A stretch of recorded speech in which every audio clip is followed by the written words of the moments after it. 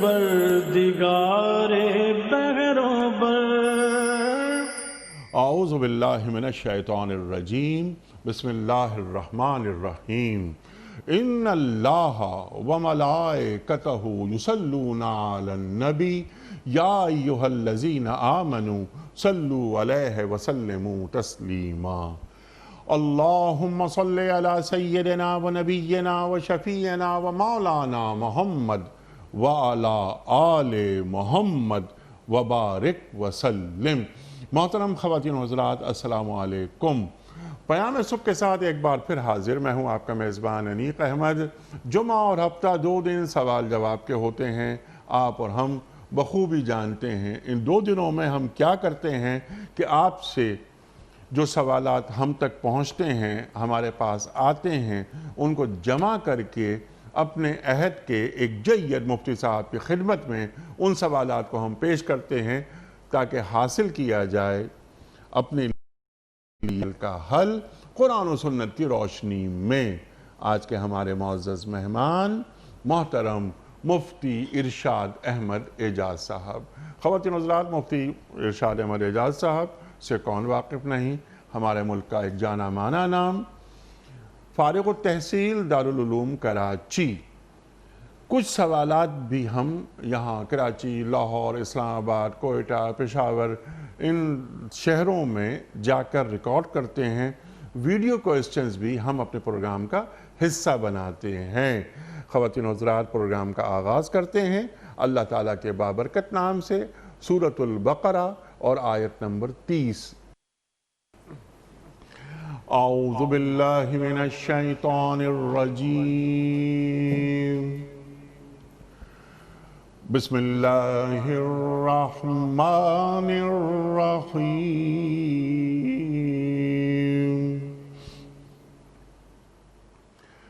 وَإِذْ قَالَ رَبُّكَ لِلْمَلَائِكَةِ إِنِّي جَاعِلٌ فِي الْأَرْضِ خَلِيفَةً قَالُوا أَتَجْعَلُ فِيهَا مَن يُفْسِدُ فِيهَا وَيَسْفِكُ الدِّمَاءَ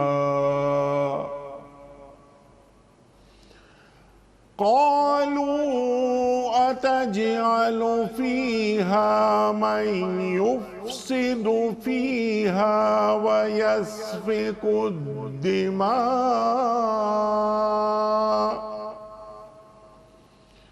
وَنَحْنُ نُسَبِّحُ بِحَمْدِكَ وَنُقَدِّسُ لَكَ قَالَ إِنِّي أَعْلَمُ مَا لَا تَعْلَمُونَ۔ صدق اللہ العظیم۔ پھر ذرا اس وقت کا تصور کرو جب تمہارے رب نے فرشتوں سے کہا تھا کہ میں زمین میں ایک خلیفہ بنانے والا ہوں۔ انہوں نے عرض کیا، کیا آپ زمین میں کسی ایسے کو مقرر کرنے والے ہیں جو اس کے انتظام کو بگاڑ دے گا اور خون ریزیاں کرے گا؟ آپ کی حمد و ثنا کے ساتھ تسبیح اور آپ کی تقدیس تو ہم کر ہی رہے ہیں۔ فرمایا، میں جانتا ہوں جو کچھ تم نہیں جانتے۔ صدق اللہ العظیم۔ محترم مفتی محمد ارشاد صاحب کی خدمت میں آج کے پروگرام کے حوالے سے پہلا سوال۔ ایک سرکاری افسر ہیں، ان کا نام ہے لبنہ ٹیوانہ۔ ان کا سوال بڑا اچھا سوال ہے۔ وہ پوچھتی ہیں، مفتی صاحب آج کل کچھ لوگ بڑے زور و شور سے یہ بات کرتے ہیں کہ کعبے کے گرد گھومنے سے بہتر ہے پہلے کسی غریب کے گھر گھوم آؤ۔ حج اور عمرے پر جانے سے پہلے کسی نادار کی بیٹی کی رخصتی کا خرچہ اٹھا لو۔ مسجد میں سیمنٹ کی بوری دینے سے بہتر یہ ہے کہ کسی بیوہ کے گھر آٹے کی بوری دے آؤ۔ کیا یہ خیالات درست ہیں؟ قربانی کے حوالے سے بھی اس طرح کی باتیں ہوتی رہیں کہ قربانی کی جگہ یہ رقم ہم کسی غریب کو دے دیں۔ مفتی صاحب ان سب باتوں کا کیا جواب ہے؟ ارشاد۔ بسم اللہ الرحمن الرحیم نحمد و نصلی علی رسول الکریم اما بعد۔ واقعی انیق صاحب یہ بہت اچھا سوال ہے، اور اس کے جواب میں دو چار باتیں عرض کرنا چاہتا ہوں۔ جی چونکہ ہمارے یہاں بسا اوقات ایسے کچھ واقعات سے لوگ دلیل قائم کرتے ہیں کہ بعض روایات میں آتا ہے کسی کا واقعہ کہ انہوں نے خواب میں دیکھا کہ فلاں آدمی کا حج قبول ہو گیا جبکہ وہ صاحب حج پہ گئے ہی نہیں تھے۔ جی تو پوچھا گیا کہ بھئی آپ تو حج پہ گئے ہی نہیں، آپ کا حج کیسے قبول ہوا؟ تو انہوں نے کہا میں حج پہ جانے والا تھا تو میں نے خرچہ کسی پڑوسی کو دے دیا اور اس کے یہاں ضرورت تھی اور میں نہیں جا سکا تو میرا حج قبول۔ تو ان واقعات سے بسا اوقات لوگ دلیل قائم کر کے یہ باتیں کرتے ہیں۔ ٹھیک۔ لیکن ان باتوں کے پیچھے دو طرح کی فکریں ہیں لوگوں کی۔ جی ایک وہ لوگ ہیں جن کے خیال میں اللہ، خدا کا تصور، خدا کا کوئی حق، خدا کی عظمت اور بزرگی، ٹھیک۔ وہ سب بے معنی باتیں ہیں۔ بے معنی بات سے مراد یہ ہے کہ جیسے قرآن کریم میں اللہ تعالیٰ نے فرمایا کہ اللہ بے نیاز ہے، اللہ غنی ہے، ٹھیک۔ تو ہم سجدے کریں تو اللہ کو کیا فرق پڑتا ہے، نہیں کریں تو کیا فرق پڑتا ہے؟ لہذا ان کے خیال میں اللہ تعالیٰ کا کوئی حق نہیں ہے۔ ٹھیک۔ اگر اللہ کہتا ہے کہ میرے آگے جھکو تو اس کی کیا ضرورت ہے؟ میرے لیے قربانی کرو، میرے لیے حج کرو، میرے لیے یہ کرو، تو اس کی کیا ضرورت ہے؟ چونکہ ان کی نظر میں اگر ہم بالفاظ دیگر دیکھیں، ان کی نظر میں خدا کے مطالبے پر جی خدا کے لیے خرچ کرنا کوئی نیکی کا کام ہے ہی نہیں۔ ایسے لوگوں کے اندر جو فکر آئی ہے، اگر وہ مسلمان ہیں، کلمہ پڑھتے ہیں، تو ان میں یہ فکر آئی ہے بنیادی طور پہ ان معاشروں سے جو خدا بیزار معاشرے ہیں جی ہاں، اور لادین فکر والے معاشرے، ٹھیک۔ جو جس معاشرے نے خدا کو جاننا ہی نہیں ہے، خدا کا تصور ہی نہیں ہے، تو اس معاشرے کے لیے تو مسجد بھی بیکار ہے نا۔ اس کے لیے مسجد ہے، اس کے لیے عمرے پہ جانا، حج پہ جانا، ہر چیز فضول خرچی ہے۔ بھائی ایک آدمی جو ہے، اگر مجھ سے ایک آدمی آ کے کہتا ہے کہ میں پہاڑ پہ جا کے چلہ کشی کرنا چاہتا ہوں جی اور بس ایسے ہی تاکہ مجھے فلاں چیز حاصل ہو، تو میں کہوں گا بھائی اس خرچے سے بہتر ہے تم کسی غریب کی مدد کر دو۔ ٹھیک۔ چونکہ میں یہ سمجھتا ہوں گا کہ اس کا پہاڑ پر جانا، ادھر ادھر بیٹھنا، یہ بے معنی بات ہے۔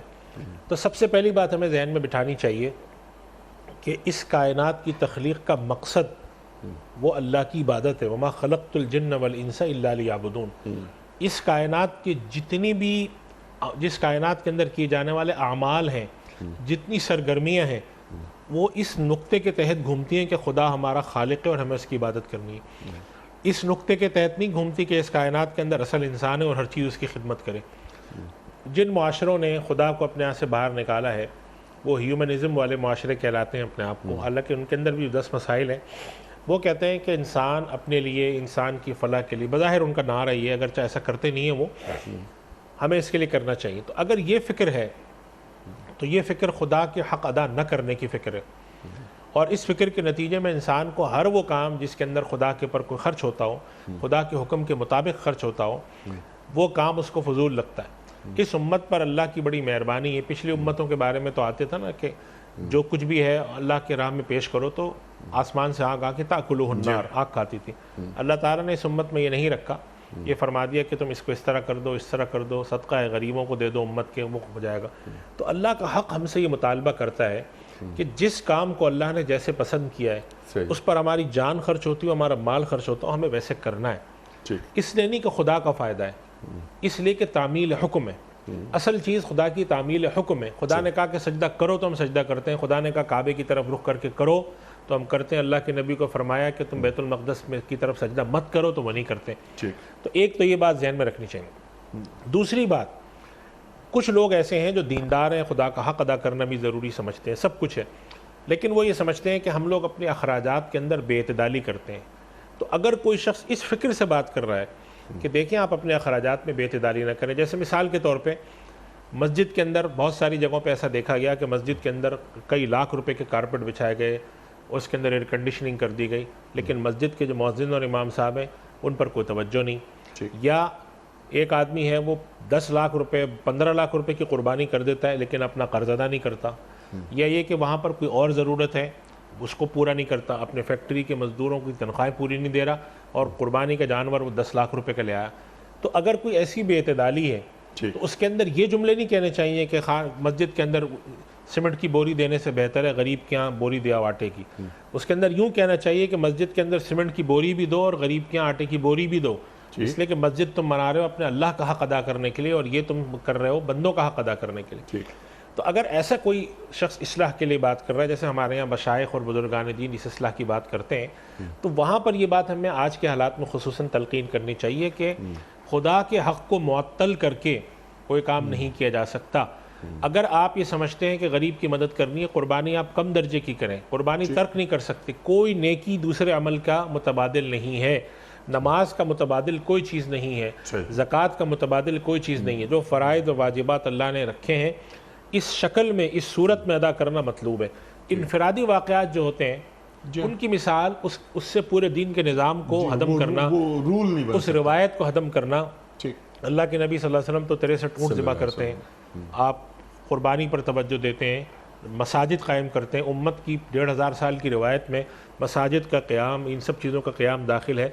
تو عبادات کے اندر جو سب سے اہم بات علماء نے لکھی ہے کہ عبادت کے اندر مقصد اور صورت دونوں اہم ہوتی ہیں. اگر آپ نے عبادت, کوئی شخص ہے وہ کہتا ہے خدا کی عبادت کا نماز کا مقصد کیا ہے, اقیم الصلاۃ لذکری, میں صبح سے شام ذکر کرتا رہوں گا, نماز نہیں پڑھوں گا, کیا اس کی یہ بات قبول کی جائے گی؟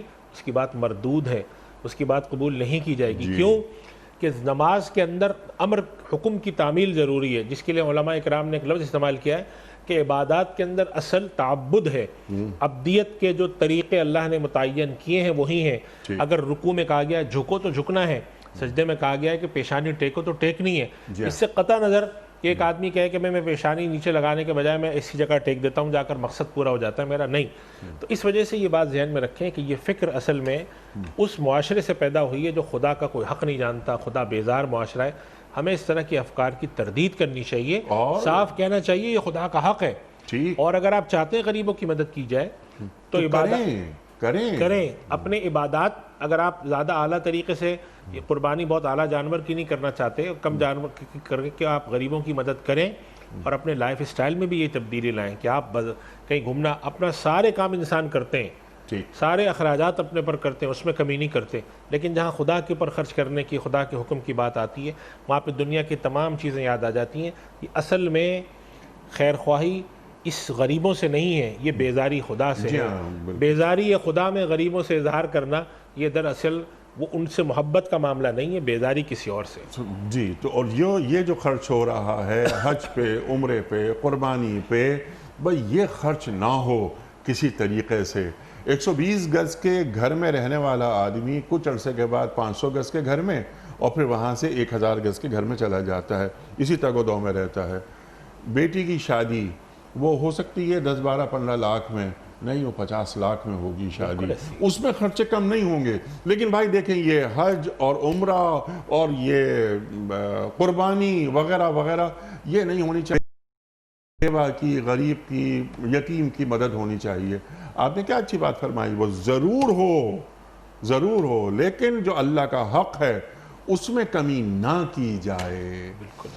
ایک عجیب سا یعنی یہ پرسپشن یہ بناتے ہیں کہ گویا کہ غریبوں کی مدد کرنا الگ چیز ہے اور حج, عمرہ, زکوٰۃ, قربانی وغیرہ وہ الگ چیز ہے. ایک دوسرے کے ساتھ متصادم نہیں ہیں یہ چیزیں. ہونا چاہیے, غریب کی مدد ہونی چاہیے. یعنی ایک آدمی اپنے گھر میں پیٹ بھر کے کھانا کھا کے سو جائے اور اس کا پڑوسی بھوکا رہے. اللہ کے رسول فرما رہے ہیں صلی اللہ علیہ وآلہ وسلم, ایسے آدمی کا ایمان نہیں ہے, وہ شخص مومن نہیں ہے, وہ مومن نہیں ہے. پیٹ بھرے اور پڑوسی بھوکا سوئے, پڑوسی بھوکا رہ لے. اللہ اکبر. حقوق العباد کا یہ تصور ہے. لیکن ہمارے دین کی خصوصیت یہ ہے, جو میں نے بھائی بات عرض کی, کہ اللہ کی بندگی کے گرد اس کائنات کے تمام معاملات کو گھمانا ہے. اللہ کی بندگی کا جو ہمارے پاس اصل اساس ہے اس کو ہٹا کر کام نہیں ہو سکتا. وہ لوگ, اور یہ ہمارے بہت سارے مسلمان بھائی جنہوں نے ظاہر ہے ساری زندگی ایسے اسکولوں میں, ایسے کالجز میں تعلیم حاصل کی کہ قرآن کریم انہوں نے تھوڑا سا پڑھا, تفسیر پڑھنے کی توفیق نہیں ہوئی, خدا سے تعلق بنا نہیں, تو جب ان کے سامنے یہ بات آتی تو ان کے خیال میں بڑی مسجد بنانا, یہ سب کرنے کی خدا کو کیا ضرورت ہے. بات یہ نہیں ہے خدا کو ضرورت کیا ہے. کوئی کام خدا کی ضرورت کے لیے نہیں ہوتا. حج کے موقع پہ اللہ نے فرما دیا ومن کفر فإن اللہ غنی عن العالمین. قربانی کے موقع پہ فرما دیا کہ اللہ تک تو ہے وہ گوشت پہنچتا ہے, ان سب چیزیں تمہاری نہیں پہنچتی, اللہ تک گوشت اور یہ خون نہیں پہنچتا, تقویٰ پہنچتا. اصل بات کیا ہے خدا کے حکم کے اندر اطاعت ہے. اللہ تعالیٰ فرماتا ہے ادھر جھک جاؤ اور ادھر جھکنا ہے. اللہ نے فرمایا ایسے جھک جاؤ، ایسے وقت اٹھو، ایسے کرو. خدا تعالیٰ بندگی کے بارے میں علماء لکھتے ہیں کہ بندگی کی سب سے بڑی نشانی ہوتی ہے اطاعت. ٹھیک. جو وہ کہہ دے وہ کر دو. قرآن کریم میں اللہ سبحانہ و تعالیٰ نے جب مسلمانوں کا یہودیوں کے خلاف جہاد ہوا تو مسلمانوں کو حکم ہوا کہ جا کے کھجور کے درخت کاٹ دو. تو انہوں نے ایک ہنگامہ مچا دیا کہ یہ تو کھجور کے درخت کاٹنا عربوں میں بڑا معیوب سمجھا جاتا تھا، اس لیے کہ ظاہر ہے کہ کھجور تو ان کے یہاں پوری زراعت تھی. تو اللہ تعالیٰ نے قرآن کریم میں بات ارشاد فرمائی ما قطعتم من لینۃ او ترکتموها قائمۃ علی اصولها فباذن اللہ. تم اگر کوئی کھجور کا درخت کاٹ رہے ہو یا اس کو تم برقرار رہنے دیتے ہو اللہ کے حکم سے، اگر اللہ نے کہا یوں کر دو تو وہ چیز واجب ہو جائے گی. تو یہ جو تصور، یہ سمعنا و اطعنا. حضرت ابراہیم علیہ السلام دیکھیں نا، اللہ کے خلیل ہیں، ان سے بڑا کون ہے آج اس کے دور میں ساری دنیا میں آباد جو آسمانی مذاہب ہیں، حضرت ابراہیم علیہ السلام کی اولاد ہے. اللہ تعالیٰ نے حکم دیا اولاد قربان کرو، وہ کرنے کو تیار ہو گئے. یہ ابدیت ہے کہ اگر حکم ہوا یوں کرو.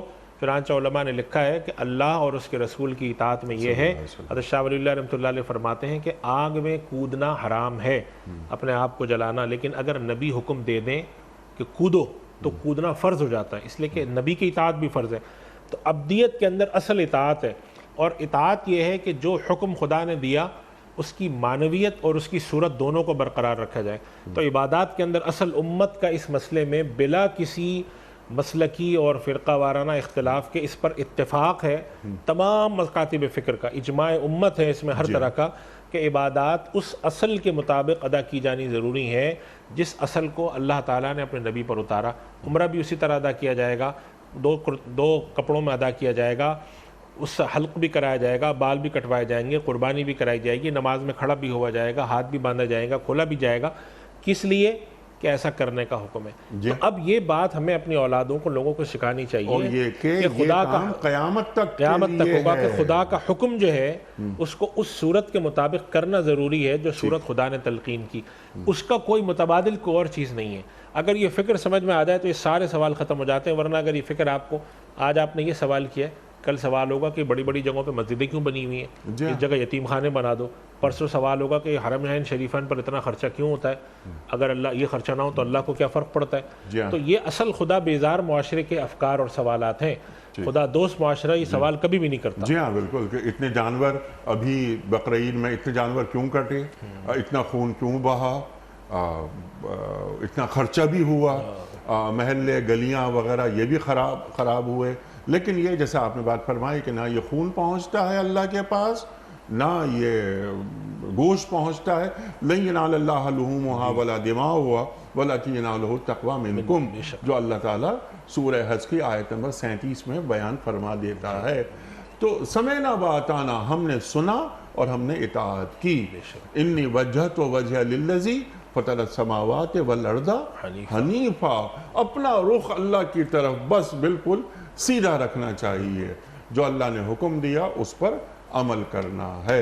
ہاں بیواؤں کی مدد. اچھا، جو آدمی اللہ تعالیٰ کی عبادت کرتا ہے، یہ تمام عبادتوں کی شکل ہے نا، وہ کیسے بیواؤں سے، یتیموں سے، غریبوں سے، ناداروں سے غافل رہ سکتا ہے؟ ایسا ہو ہی نہیں سکتا. بلکہ پہلے یہاں سوال، اس کے بعد کچھ ویڈیو کوئسچنز. عبد الودود صاحب کا سوال ہے، اور یہ سوال آپ کی فیلڈ ہے. ان کا سوال یہ ہے کہ مفتی صاحب کیا سروسز پر بھی عشر لاگو ہوگا، جیسے ڈاکٹر، وکیل کی فیس یا لیبارٹریز اور پرائیویٹ اسکول کی آمدنی؟ نہیں، ان پر عشر نہیں ہے، ان پر زکوٰۃ ہے. اچھا. یہ جتنی بھی چیزیں ہیں، یعنی اس پر علماء کرام کا، اس پر ایک زمانے میں کچھ حضرات نے رائے دی تھی. اچھا. جو فیکٹری میں پروڈکشن ہوتی ہے، پروڈکشن پر بھی عشر ہونا چاہیے. عشر زمین کی پیداوار پر ہے، نصف عشر یا عشر، یعنی 10واں حصہ یا اس سے بھی کم حصہ، یہ زمین کی پیداوار پر ہے. باقی تمام چیزیں جو ہیں، جو انسان کاروبار کرتا ہے اور جو انویسٹمنٹس کرتا ہے، ان کے اوپر زکوٰۃ ہے. چنانچہ سروسز کے اندر بھی زکوٰۃ لگتی ہے. جتنے بھی لوگ سروسز دیتے ہیں، جو ان کے پاس کیش جمع ہوتا ہے تو سال کے آخر میں دیکھا جاتا ہے کہ ان کے پاس کیش کتنا ہے، انہوں نے انویسٹمنٹ کیا کر رکھی ہے، اور ان کے اوپر قرضے کتنے ہیں اور وصولیاں کتنی، ان کو جمع کر کے اس پر زکوٰۃ آتی ہے. اس کے اوپر عشر کا کوئی تصور نہیں، زکوٰۃ ہے. بالکل ٹھیک. اچھا، تو یہ یعنی اس کے تمام خرچے ورچے نکالنے کے بعد جی آخر میں سال میں جب جسے ہم کہتے ہیں کٹ آف ڈیٹ کے اوپر جب حساب کریں گے تو جو ان کے پاس صورتحال ہوگی کیش کی، انویسٹمنٹس کی اور ریسیویبل کی، اس کو جمع کر کے اس میں سے جو ان کی لائبلٹیز ہیں وہ منہا کریں گے، باقی پر زکوٰۃ دے دیں۔ باقی پر زکوٰۃ کے at the end of the year یہ ہے پروفٹ ان کے پاس، یہ ہے کیش ان ہینڈ، بالکل ایسے ہی، ٹھیک ہے، اور یہ ایسیٹس وغیرہ اس پر زکوٰۃ ہو جائے گی، عشر سے کوئی تعلق نہیں، عشر صرف اس پر ہے، زمین کی پیداوار پہ، وہ زمینی پیداوار پہ ہوتا ہے۔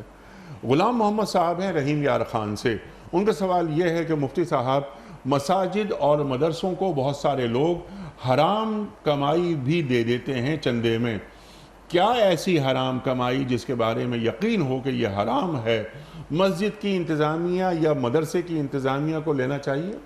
دیکھیے مسجد کے اندر پہلی بات تو یہ ہے کہ یہ طے کرنا کہ کس آدمی کی آمدنی 100% حرام ہے، یہ عملاً بڑا مشکل کام ہے۔ ٹھیک، اس کی وجہ یہ ہے کہ بہت سارے لوگ ہیں ان کے کام جائز ناجائز دونوں ہوتے ہیں۔ جی، بہت سارے لوگ ہیں جو اس کا اہتمام کرتے ہیں کہ مسجد کے اندر ہم فلاں جگہ سے، جیسے ایک مثال میں دیتا ہوں، میرے پاس اس طرح کا سوال آتا ہے، زمین ہے، زرعی زمین میں سے ان کے پاس ہر سال کچھ پیسے آتے ہیں اور ان کا کاروبار ایسا ہے کہ جس کے اندر کچھ رشوت کا مسئلہ بھی ہے۔ انہوں نے کہا ہے کہ جی میں مسجد میں جو پیسے دیتا ہوں یا مدرسے میں تو اپنی زرعی زمین کی آمدنی میں سے دیتا ہوں صرف، اچھا، وہاں سے مجھے 5-10 لاکھ روپے سال کے آتے ہیں، 1-2 لاکھ روپے میں نے مدرسے میں دے دیے اور لاکھ روپے 50,000 روپے مسجد میں دے دیے، اچھا، میں اپنے اس پیسے سے نہیں دیتا۔ اچھا، تو عام حالات میں کسی سے یہ معلوم کرنا جب تک کہ آپ کو 100% حتمی طور پہ پتہ نہ ہو کہ یہ حرام پیسہ ہے، تو اس وقت تک آپ پہلی بات تو یہ کہ کسی کے پیسے رد نہیں کر سکتے، ٹھیک، نمبر 1۔ نمبر 2 یہ کہ اگر ایسا پیسہ آتا ہے تو اس پیسے کو مسجد میں نہیں لگایا جا سکتا، منع کر دینا چاہیے کہ بھئی یہ 100% حرام پیسہ ہے۔ ٹھیک، مثال کے طور پہ کسی شراب کے کارخانے نے، شراب کی کمائی والی نے کوئی ڈونیشن دی مسجد کو، تو اس کو منع کر دیا جائے گا کہ یہ نہیں لے سکتے۔ شراب ایک الگ چیز ہے نا، ایک آدمی رشوت کا پیسہ دے لیکن رہا میں ہے، یہی عرض کر رہا ہوں نا، رشوت کا پیسہ لینا عام حالات میں آپ کو پتہ نہیں ہوتا، ٹھیک، یعنی کہ بسا اوقات ایک آدمی کے حالات زندگی آپ نے دیکھے کہ یہ آدمی رشوت کما رہا ہے، تحقیق آپ نے کی تو معلوم ہے رشوت کے علاوہ اس کے کاروبار ہیں، ٹھیک، یہ صرف رشوت نہیں کماتا، اس کا کاروبار بھی ہے، اس کی زرعی زمین بھی ہے اور بھی بہت کچھ ہے۔ ٹھیک، تو اب صرف یہ کہنا کہ اس آدمی کی ساری آمدنی حرام ہے، یہ ایک غلط بات ہو جاتی ہے، لیکن ہمیں تحقیق نہیں ہوتی، عام حالات میں تحقیق نہیں ٹھیک ہوتی۔ ہے، تو اب اگر کسی ایسے شخص کا کہ آپ کو معلوم ہے کہ اس کا پیسہ 100% حرام ہے، وہ پیسہ آتا ہے تو مسجد میں تو نہیں لیا جا سکتا، مدرسے میں وہ صرف اس مقصد کے لیے لیا جا سکتا ہے کہ جب آپ مستحقین پہ خرچ کریں، کیونکہ حرام آمدنی کا مصرف یہی ہے، علماء نے لکھا ہے کہ اگر کسی شخص کے پاس ناجائز آمدنی ہے اچھا، تو وہ اس کو الگ کر کے مستحقین کو دے دیں اور رفاہ عامہ کے کاموں میں لگا دیں، چاہے وہ ہسپتال میں دے دے یا کہیں غریب بچوں کو دے دے، کہیں پہ اسکول ہے اس میں دے دیں، کہیں پہ صحت کا کام ہوتا ہے اس میں دے دیں، غریب بچوں کی شادی کرا دیں، لیکن ثواب کا وہ خیال ثواب کا پھر وہ تو اس دل شخص سے کا نکال معاملہ ہے، دے، وہ اس چیز پر ثواب کی امید نہ رکھے ہاں، کہ میں نے صدقہ کیا ہے، اس پر ثواب کی امید وہ ضرور رکھ سکتا ہے کہ میں نے اپنے پاس سے ایک غلط پیسہ اپنے پاس سے الگ کر کے میں نے اللہ کی راہ میں دے دیا، تو اللہ تعالیٰ اس چیز پر تو ثواب دے گا اس کو کہ کم سے کم اس نے یہ فکر تو کی کہ اپنے پاس حرام پیسہ نہ رہنے دے۔ ہاں صدقے کے طور پہ نیت نہ کرے، اس لیے کہ حدیث شریف میں آتا ہے کہ اللہ تعالیٰ خود بھی پاکیزہ ہے اور پاکیزہ مال کو قبول فرماتا ہے، تو یہ نہیں کرنا چاہیے۔ ٹھیک، اس وجہ سے یہ جو بات کہی جاتی ہے، اکثر میرے پاس سوال آتا ہے کہ جی فلاں آدمی کے پیسے حرام ہیں، تو میں نے کہا جی آپ کو کیسے پتہ حرام ہے؟ تو انہوں نے کہا جی اس آدمی کے بارے میں معلوم ہے کہ رشوت لیتا ہے، تو میں نے کہا یہ آپ کو کیسے معلوم کہ اس کی آمدنی 100% رشوت ہے؟ تو ہو سکتا ہے کہ بہت سارے کام اس کے حلال ہوں، کہیں پہ اس نے انویسٹمنٹ کی ہے، بہت تو سارے اس بابت تحقیق کرنی چاہیے یا نہیں؟ جہاں آسانی سے ہو تو کرنی چاہیے، ورنہ بدگمانی نہیں کرنی چاہیے، اور پھر اس میں نزاکتیں بہت ہیں۔ میں ان چیزوں کو دیکھتا رہا ہوں، کئی جگہ لڑائیاں ہوتی ہیں، کئی جگہ لوگ بدگمانیاں کر کے بیٹھ جاتے ہیں، بہت سارے لوگ آ کر کہتے ہیں کہ آپ کو کس نے حق دیا ہے کہ آپ ہم سے یہ انویسٹیگیشن کریں۔ تو اب اگر آپ کے پاس ذرائع، ایک احتیاط کا طریقہ ہے کہ آپ کے پاس کہیں سے ایسے آگے معاملات، آپ بالکل منع کر دیں۔ دوسرا یہ کہ ایک آدمی ہے، فرض کریں ایک آدمی ہے، آپ کہتے ہیں کہ یہ فلاں محکمے میں کام کرتا ہے، رشوت خور ہے، آپ نے اس سے تحقیق کی تو آپ کو جا کے معلوم ہوا کہ یہ آدمی صرف اور صرف مسجد میں پیسہ دینے کے لیے 4 جگہ پر ٹیوشن پڑھاتا ہے اور وہ حلال پیسہ دیتا ہے، اللہ تو آپ پھر خود شرمندہ ہو جاتے ہیں کہ بھئی میں نے اس کے بارے میں کتنی بدگمانی کی، لیکن اس آدمی نے صرف اس لیے یہ کرتا ہے۔ ایسے لوگ کو بھی جانتا ہوں میں کہ جو لوگ کوشش کر کے اپنی عبادات اور مساجد اور ان سب چیزوں کے لیے حلال پیسہ کماتے ہیں، اللہ اس کے لیے وہ پڑھاتے ہیں، اس کے لیے مختلف کام کرتے ہیں، اس طرح کی چیزیں کرتے ہیں کہ بھئی ہم ناجائز پیسے سے نہ کریں۔ اس لیے مسلمانوں کے بارے میں علماء نے من حیث المجموع اس طرح کی بدگمانی کرنے سے اس وجہ سے گریز کیا ہے کہ ہمیں تحقیق نہیں ہے، اگر ہمیں تحقیق ہو جاتی ہے تو ہم بچ جائیں، شبہ ہے تو ایک صورت ہے کہ ہم بالکل ہی شبہ سے اجتناب کریں، لیکن جس طرح کے آج کل حالات ہیں ہم شبہ سے اجتناب کریں گے تو آپ رہ نہیں سکتے. تو اس وجہ سے ہم اور رائے یہ دیتے ہیں قطعی طور پر جب تک آپ کو یہ نہ معلوم ہو کہ اس شخص کی آمدنی میں غالب حرام ہے اس وقت تک آپ اس کے پیسے کو رد نہیں کر سکتے. اگر غالب حرام ہونا آپ کو یقین ہو جاتا ہے پھر آپ اس کو پیسے کا رد کرنے کا حق رکھتے ہیں. سبحان اللہ. کیونکہ ناپاک چیز اللہ کو تحفے میں نہیں دی جا سکتی. ٹھیک ہے نا مفتی صاحب. اگلا سوال یہ بڑا اچھا سوال ہے. منیرہ نسرین صاحبہ ہیں مانسہرہ سے. وہ پوچھنا چاہ رہی ہیں سمپل سوال چھوٹا سا بڑا اچھا سوال کہ مفتی صاحب فعلی شکر کن کن طریقوں سے ادا کیا جاتا ہے؟ بڑا اچھا سا سوال ہے. بڑا اچھا سوال ہے. مختصر سا بھی ہے. قلب سے شکر ہوتا ہے، زبان سے ہوتا ہے اور فعل سے ہوتا ہے. اللہ تعالیٰ نے حضرت داؤد علیہ السلام کے خاندان کو حکم دیا تھا اعملوا آل داؤد شکرا، اے آل داؤد شکر کے کام کرو. شکر کے کام کیسے کیے جاتے ہیں؟ علماء نے لکھا ہے کہ شکر کے کام کرنے کے کچھ چند طریقے ہیں. پہلا طریقہ اللہ کو خوش کرنے والے کام کیے جائیں. اس کے اندر فرائض بھی شامل ہیں اور واجبات بھی شامل ہیں. عبادات انجام دی جائیں. اللہ نے مالی طور پر آپ کو حیثیت دی تو غریبوں کی مدد کی جائے. اللہ نے مالی طور پر حیثیت دی تو ایسے کام کیے جائے جس سے اللہ خوش ہوتا ہے. ایک طریقہ ہوتا ہے کہ فرائض کی تکمیل پوری کی جائے جو اللہ نے آپ پر واجبات رکھے ہیں. یہ ہے فعلی شکر. دوسرا یہ ہے کہ جو چیزیں اللہ کو خوش کرنے والی ہیں وہ نوافل میں سے ہیں، اچھائی کے کام ہیں، ان میں ہاتھ بٹایا جائے. ٹھیک. اور تیسرا یہ ہے کہ انسان اپنے اوپر جذبہ شکر کو مسلط کرے. یعنی جذبہ شکر یہ ہے کہ ہم لوگ پھرتے ہیں دنیا میں دیکھتے ہیں فلاں آدمی اچھی گاڑی میں ہے، فلاں کے پاس اچھے کپڑے ہیں، فلاں اچھے، تو انسان کے دل میں ایک جذبہ ناشکری پیدا ہوتا ہے، احساس کمتری پیدا ہوتا ہے. اس کو دیکھو یہ کتنی اچھی گاڑی میں، اس کو دیکھو کتنے اچھے کپڑے پہنا ہوا ہے، کتنا اچھا گھر ہے. تو اپنے اندر وہ کیفیت پیدا کی جائے کہ عملاً انسان ہر وقت شکر میں کہ پروردگار اگر تو نے اس کو یہ دیا ہے تو مجھے وہ تو دیا. بالکل. تو نے اس کو یہ نعمت دی تو مجھے وہ نعمت دی ہے. تو نے اس کو مال کی نعمت دی تو مجھے اولاد اچھی نعمت دے دی. تو نے اس کو اگر گھر بڑا اچھا دے دیا تو مجھے پرسکون گھر دے دیا.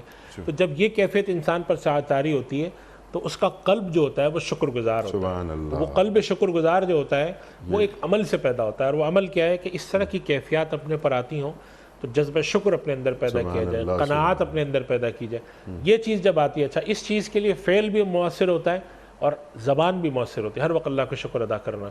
تو اس سے کیا ہوتا ہے کہ اللہ تعالیٰ انسان کے اندر جذبہ شکر پیدا کر دیتا ہے. اور اس کائنات کے اندر انیق صاحب انسان کو اللہ نے جذبہ شکر اور قناعت سے بڑھ کر نعمتیں نہیں دی ہیں. ورنہ لوگ ارب پتی کھرب پتی ہوتے ہیں اور حوث نہیں ختم ہوتی. تو حدیث شریف میں جو آتا ہے نا کہ انسان کے پاس 2 وادی کے برابر بھر کے مال ہو تو تیسری کی تمنا کرے. تو اس کا جواب، اس کا حل کیا ہے؟ اس پر ہمارے صوفیاء کرام نے بہت چیزیں لکھی ہیں، لیکن اس پر یہ لکھا ہے کہ قناعت اور شکر پیدا کرے. تو اس سے کیا ہوتا ہے کہ انسان تھوڑی چیز پر بھی، ہر چیز تو اللہ کی بڑی ہے، تھوڑی تو کوئی چیز نہیں ہے، لیکن شکر پیدا ہو جاتا ہے کہ اللہ تو نے جو مجھے دیا اچھا ہے. قناعت دی کہ تو نے مجھے بہت اچھا دیا. اس سے کیا ہوگا کہ جسے کہتے ہیں غنی النفس پیدا ہو جائے گی. اندر سے ایک آدمی غنی ہوگا. اور غنی النفس پیدا ہو جائے تو قلب میں ہر چیز میں شکر نکلتا ہے. پرانی چیز کھا کے شکر نکلتا ہے، باسی روٹی کھا کے شکر نکلتا ہے. اور غنی النفس نہ پیدا ہو، قلب کے اندر شکر گزاری نہ ہو تو انسان اعلیٰ ترین چیزیں کھا کر کہتا ہے یہ کیا ملا مجھے، یہ تو کچھ بھی نہیں ہے. تو اس طریقے سے کیا ہوتا ہے کہ اپنے آپ کو انسان اگر اس جذبہ شکر میں ڈھال لیتا ہے تو چلتا پھرتا شاکر ہوتا ہے. اور شکر کو پھر اللہ سبحانہ و تعالیٰ پسند کرتا ہے، بے انتہا پسند فرماتا ہے شکر کرنے. اور اللہ نے تو قرآن میں فرما دیا قلیل من عبادی الشکور، میرے بندوں میں شکر کرنے والے بہت کم ہیں. سبحان اللہ. اچھا کہ شکر گزاری کی، یعنی فعلی شکر گزاری جو سوال ہے محترمہ کا، بہت بڑا سوال ہے کہ فعلی شکر گزاری کی ایک شکل یہ بھی ہے کہ جو اللہ تعالیٰ نے جو نعمتیں عطا فرمائیں، نعمتوں سے نوازا، یہ نعمتیں، یہ وسائل اللہ تعالیٰ کی نافرمانی میں استعمال نہ ہوں. جی بالکل. معصیت سے اپنے آپ کو روکنا، اللہ کی نعمتوں کو معصیت سے روکنا، ٹھیک، اللہ کی نعمتوں کو خلق خدا تک پہنچانا، اور اللہ کی نعمتوں کو استعمال کرتے وقت اما بنعمت ربک فحدث والی بات. سبحان اللہ، سبحان اللہ. یہ تینوں چیزیں شکر میں شامل ہیں. حرام سے بچنا، اللہ نے نعمت دی اس کو حرام کام میں نہ لگانا، یہ شکر ہے. اس خیال اور جذبے سے کہ میرے پروردگار نے مجھے یہ نعمت دی میں نہ لگاؤں. دوسروں پر خرچ کرنا، مما رزقناہم ینفقون، یہ ساری چیزیں شکر کی شکلیں، شکر عملی کی شکلیں. اور اس نیت سے کرے انسان کہ اللہ نے مجھے اس چیز کو دیا ہے، میں بندوں تک پہنچاؤں، بندگان خدا تک پہنچاؤں. اور یہ انیق صاحب یہ جو اللہ سبحانہ و تعالیٰ نے انسان کے اندر انفاق اور شکر کی کیفیات رکھی ہے نا، یہ بہت بڑی ہیں۔ حضرت ابراہیم علیہ السلام کی اللہ نے تعریف بیان کرتے ہوئے فرمایا کہ شاکر لانعمہ۔ حضرت ابراہیم علیہ السلام کے بارے میں اللہ نے تعریف کرتے فرمایا کہ وہ ان ابراہیم امتن کان امتن قانتا للہ، اور مشرکین میں سے نہیں تھے، شاکر لانعمہ، اس کی نعمتوں کا شکر کرنے والے تھے۔ تو یہ چیز آتی ہے اپنے آپ کو حرام سے روک کر، اللہ کی راہ میں خرچ کر کے، بندگان خدا تک فائدہ پہنچا کر، اور سب کچھ کرنے سے جو ہے وہ شکر کی کیفیت پیدا ہوتی ہے۔ تو اگر یہ اعمال کیے جائیں تو انسان کے اندر شکر پیدا ہو جائے، اور اگر شکر قلب کے اندر آ جائے، عمل کے اندر آ جائے، تو پھر اللہ تعالیٰ کو ایسا بندہ بڑا پسند ہے۔ سبحان اللہ، سبحان اللہ، سبحان اللہ، اللہ اکبر۔ لئن شکرتم لازیدنکم ولئن کفرتم ان عذابی لشدید۔ اللہ اکبر۔ اور جو قناعت کی آپ نے بات فرمائی، حضرت علی کرم اللہ وجہہ کا قول یاد آتا ہے کہ قناعت کبھی ختم نہ ہونے والا سرمایہ ہے۔ بے شک، اللہ اکبر۔ سیر چشمی آ جاتی ہے، طمانیت قلب۔ اور اگر کسی کے پاس نعمتیں دیکھنے کے بعد میں حسد میں مبتلا ہو گیا خدا نہ خواستہ، تو گویا میں اللہ کی تقسیم پہ اعتراض کر رہا جی ہوں۔ بالکل ایسی، بالکل ایسی۔ ٹھیک ہے مفتی صاحب، تو اس سے دور رہنا چاہیے۔ اگلا سوال ہے نیلم صاحبہ کا آسٹریلیا سے۔ بہت بڑا سوال ہے یہ، اور بہت زبردست سوال ہے، اور خاص طور پہ آپ یعنی علماء سے سوال ہے یہ۔ وہ فرماتی ہیں کہ مفتی صاحب، میں اور میری فیملی دین سے محبت کرتے ہیں اور کوشش کرتے ہیں کہ دین پر عمل کریں۔ میں 5 وقت نماز ادا کرتی ہوں۔ مشکل یہ ہے کہ میرے بچے دین سے دور ہوتے جا رہے ہیں۔ اس کی بڑی وجہ میرے خیال میں یہ ہے کہ یہاں یعنی آسٹریلیا میں ہمارے مسلم اسکول نہیں ہیں۔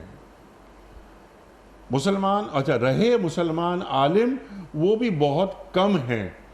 کیا یہ نہیں ہو سکتا کہ مسلمان ممالک سے، خاص طور پر پاکستان سے، علماء یہاں تشریف لائیں اور دینی مدارس کے کام کو شروع کریں؟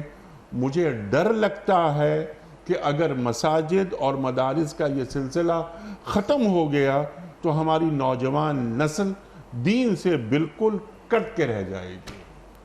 بہت اچھا سوال ہے۔ میں 2 مرتبہ گیا ہوں بائی دی وے، وہی تہجی سے نعمت کے طور پر، آسٹریلیا، اور یہ چیزیں میں نے اپنی آنکھوں سے دیکھی۔ ارشاد۔ انیس صاحب، یہ بہت اچھا سوال ہے، اور یہ پورے یورپ اور ان ممالک میں آباد مسلمانوں کا بڑا ایک مسئلہ ہے۔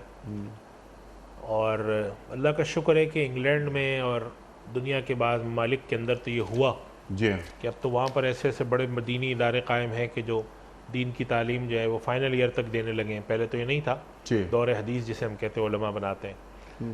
انیس صاحب، یہ ذمہ داری اصلاً اگر ہم دیکھیں تو یہ معاشرے کی ذمہ داری ہوتی ہے، یعنی معاشرے کے رؤوسا کی، اہل ثروت کی ذمہ داری جو لوگ ہے یہ۔ ہیں۔ میں نے ایسے لوگوں کو دیکھا ہے امریکہ وغیرہ میں جی کہ دین پر چلے، جی تبلیغی جماعت میں گئے، صوفیہ کرام کے پاس بیٹھے، تو فکر پیدا ہوئی کہ بھئی ہم اپنی اولاد کو کیا سکھائیں۔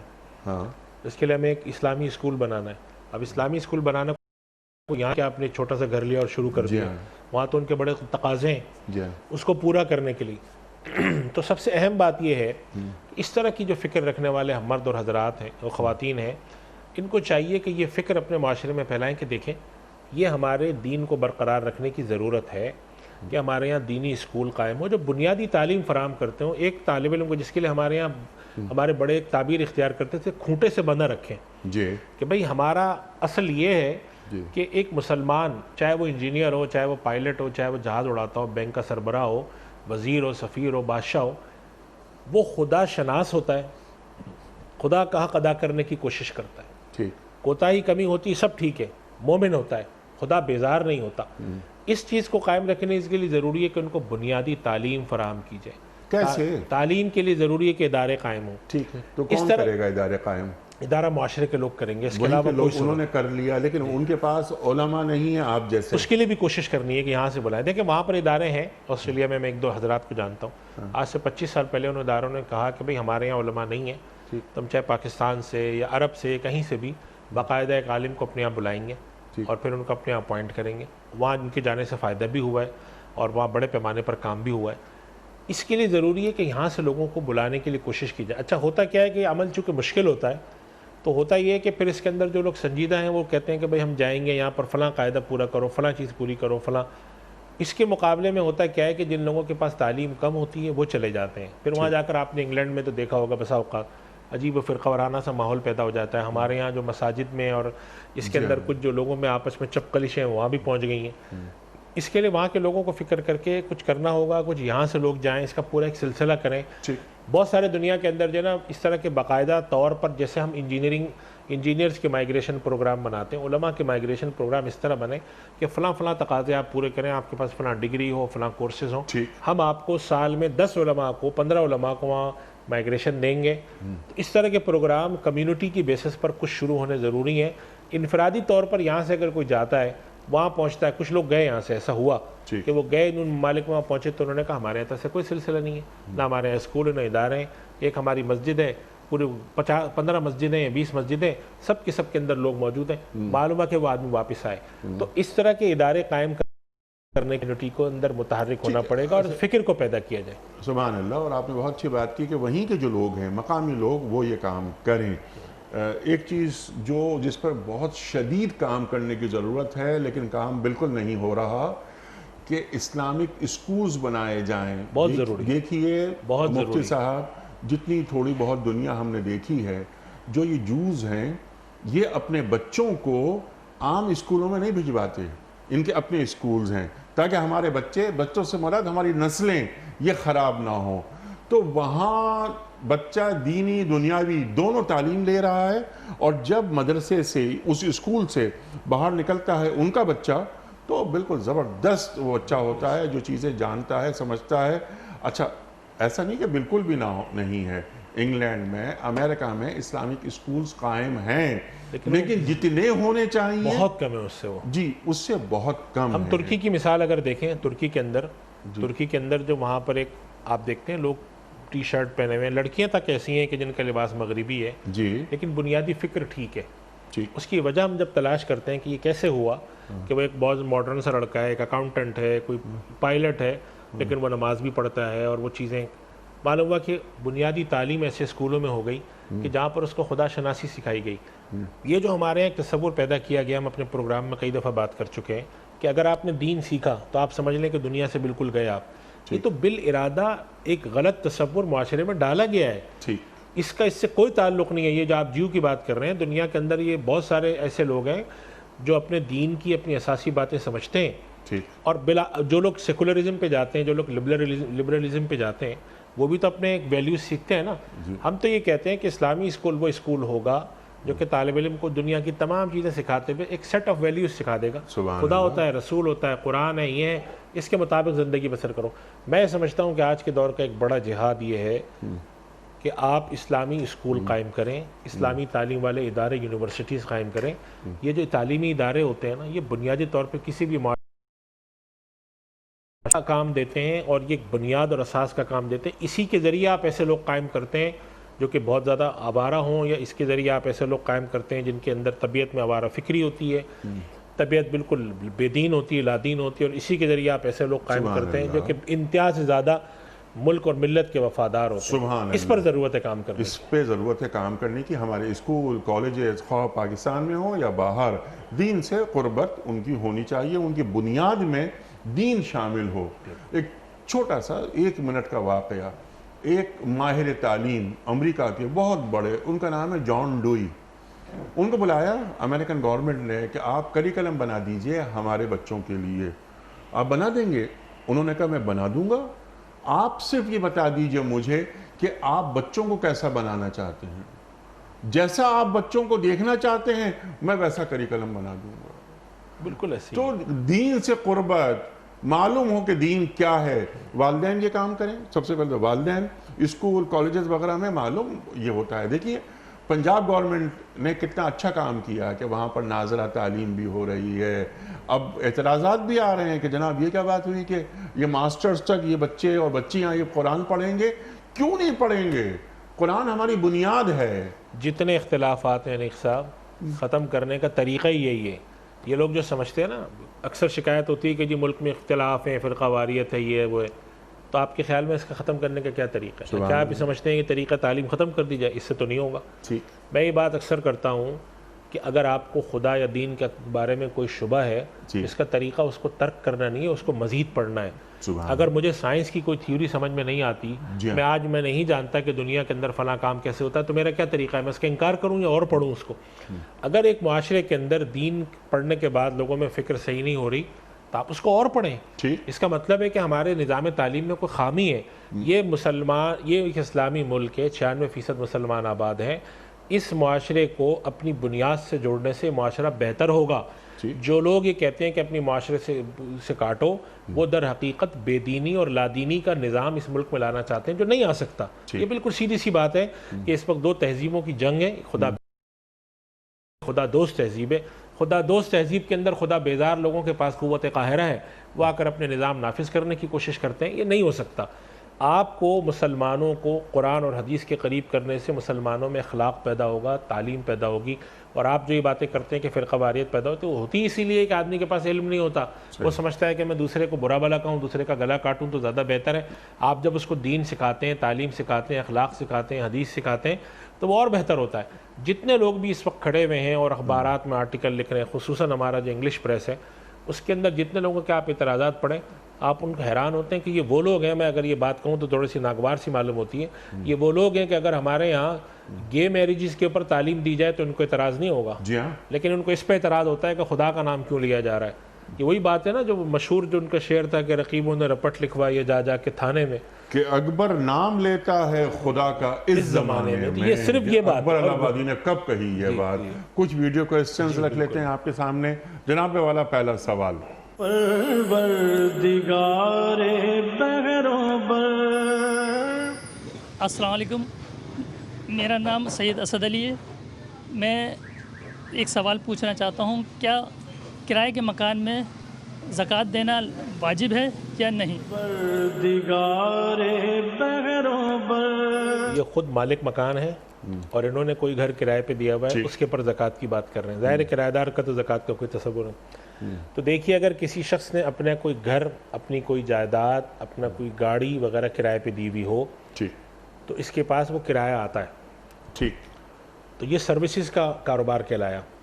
اور اس کاروبار کا اصول یہ ہے کہ اس کے اندر سال بھر میں جو پیسہ آتا ہے جی ہاں، وہ کچھ جمع ہوتا ہے، کچھ خرچ ہو جاتا ہے۔ سال کے آخر میں آپ دیکھیں گے آپ کے پاس کتنے پیسے بچے ہوئے ہیں۔ ٹھیک، اگر کچھ پیسے بچے ہوئے ہیں تو ان پیسوں کو ان کے اوپر وہی جو زکوٰۃ کا طریقہ کار ہے کہ آپ حساب کرتے ہیں سونا کتنا ہے، انویسٹمنٹ کتنی، اس پر زکوٰۃ آئے گی۔ اور اگر وہ پیسے سارے کے سارے خرچ ہو گئے تو اس پر پھر زکوٰۃ نہیں ہوگی۔ سبحان اللہ۔ تو گھر کو کرائے پر چڑھانے کے بعد گھر پر زکوٰۃ نہیں ہے، اس کی آمدن پہ اس زکوٰۃ کی آمدن پہ زکوٰۃ ہے۔ جس طرح زمین سے فصل آتی ہے تو فصل جو بکتی ہے تو اس پہ عشر دیا جاتا ہے، تو وہ زمین پر کوئی زکوٰۃ یا عشر نہیں ہے، اس فصل پر ہے۔ ٹھیک ہے، اگلا سوال مفتی صاحب کی خدمت میں۔ پروردگار بحروں بر۔ السلام علیکم، میں مسیح ہوں اور میرا سوال یہ ہے کہ موجودہ دور میں جو مذہب میں ڈفرینس ہے ان کو ہم کیسے ختم کر سکتے ہیں؟ پروردگار بحروں بر۔ بہت بڑا سوال ہے یہ، اور وقت ہمارا پروگرام کا ختم ہو رہا ہے، لیکن سب مسیحی ہیں، ہمارے مسیحی بھائی ہیں، یہ ڈفرینس یہ ختم کیسے ہو سکتے ہیں؟ تعالوا الی کلمۃ سواء بیننا و بینکم الا نعبد الا اللہ۔ اللہ فرما رہا ہے اہل کتاب سے، یہود و نصارہ سے، آؤ جو کامن چیزیں ہماری ان پہ اشتراک کرو۔ ارشاد۔ دیکھیے انیق صاحب، اس کا مختصر جواب یہ ہے کہ اسلامی شریعت نے اصول مقرر کیا ہے۔ جیسے ہم پاکستان کی مثال لے لیتے ہیں کہ ایک اسلامی ملک ہے، اس کے اندر یہاں پر دیگر مذاہب کے لوگ بھی آباد ہیں، یہاں پر سکھ بھی آباد ہیں، یہاں پر ہندو بھی آباد ہیں، یہاں پر مسیحی بھی آباد ہیں۔ تو اللہ تعالیٰ نے ان کے حقوق متعین کیے ہیں۔ ان حقوق پر عمل کرتے ہوئے، اس دائرے میں رہتے ہوئے، کم سے کم اس حد تک آدمی چند معاملات کے پر اصول طے کر سکتا ہے کہ ہمارے درمیان لڑائی نہیں ہوگی، ہمارے درمیان فساد نہیں ہوگا، حق نہیں مارا جائے گا۔ حضرت عمر رضی اللہ کے زمانے میں مشہور واقعہ ہے کہ ایک بوڑھے شخص کو دیکھا یہودی کہ وہ بھیک مانگ رہا تھا۔ آپ نے فرمایا کہ بھئی کیوں بھیک مانگتے ہو؟ تو انہوں نے کہا کہ امیر المومنین، مسئلہ یہ کہ مجھے جزیہ ادا کرنا پڑتا ہے، ایک ٹیکس تھا، اس کی میرے اندر طاقت نہیں ہے۔ حضرت عمر نے جا کر فوراً حکم جاری فرمایا کہ جو لوگ اہل ذمہ میں سے کمانے کے قابل نہ رہیں، اب ان کے پر کوئی ذمہ کا ٹیکس نہیں لگے گا۔ اور ارشاد کیا فرمایا کہ ان لوگوں نے ہمیں جوانی میں ہمیں جزیہ دیا تو ہم ان کو بڑھاپے میں ایسا نہیں چھوڑیں گے بے یار۔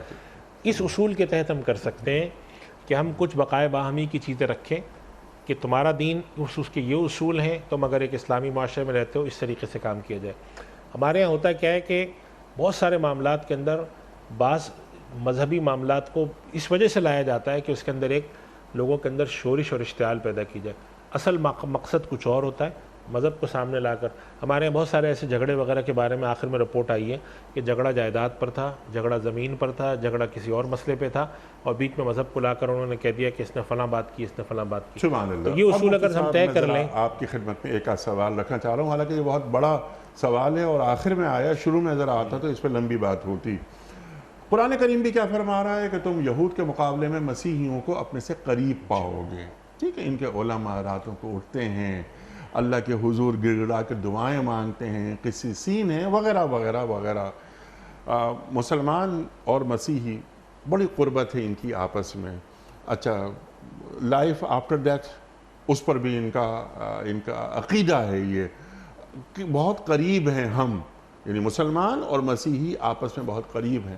جو کامن چیزیں اشتراک کی، آپ نے آج کے پروگرام میں بار بار ایک بات دہرائی، اور بہترین بات، بے خدا سوسائٹی۔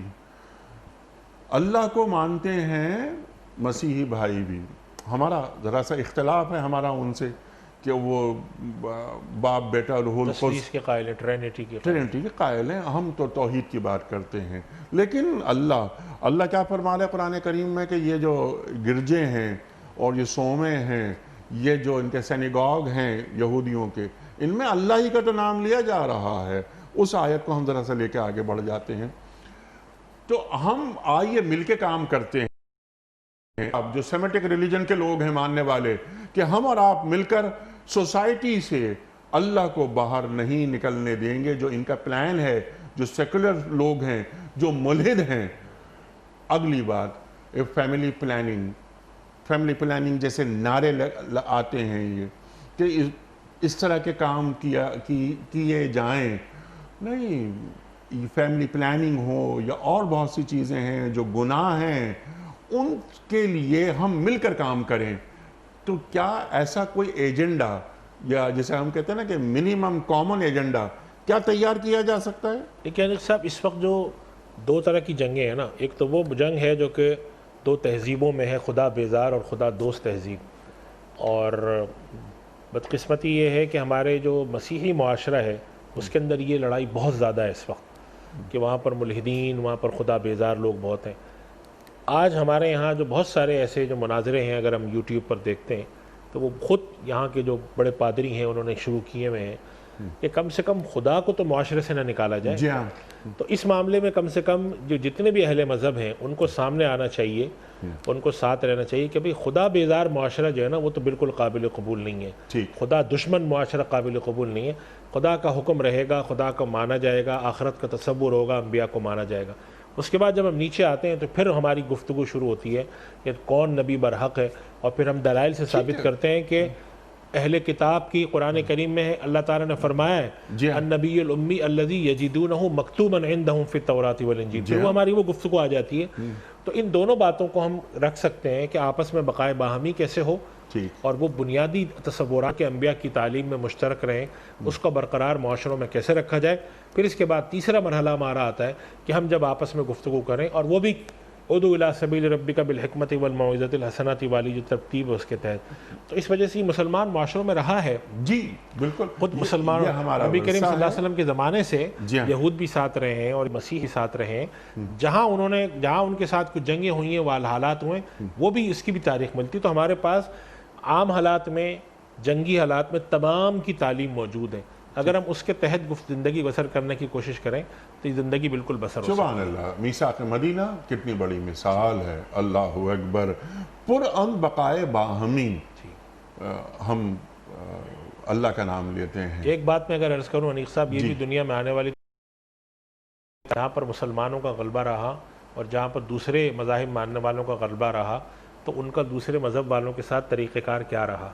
اگر ہم اٹھا کے بعض واقعات پڑھتے ہیں تو ہمیں ملتا ہے کہ مسلمانوں نے زیادہ رواداری کا، زیادہ اچھائی کا مظاہرہ کیا بمقابلہ دوسرے لوگوں کے، کہ انہوں نے جا کر وہاں پر کئی کروڑ لوگوں کو قتل کیا، وہاں سے آبادی کی آبادیاں ختم کر دیں، اپنے آپ اس کو غلبے تسلط کی۔ تو مسلمانوں کا بہت زیادہ جو تاریخ ہے وہ اس معاملے میں اچھی ہے. سبحان اللہ. اور یہی وجہ ہے کہ آج پاکستان میں ہماری اقلیتیں مکمل محفوظ ہیں اور بہت ہی باعزت اور باوقار انداز میں بالکل اپنی ایسی. زندگی یہاں کرتی ہیں بالکل ایسی. دوسرے ممالک کے مقابلے علاوہ. یعنی ان ممالک میں مسلمانوں پہ ظلم ہوتا ہے اور ایک عجیب ان کے ساتھ اذیت ناک سلوک کیا جا رہا ہے. لیکن مسلمان، جیسا آپ نے فرمایا کہ کبھی مسلمانوں نے اقلیتوں کے ساتھ کبھی ناروا سلوک نہیں رکھا. انفرادی واقعات ایک الگ چیز ہوتی ہیں.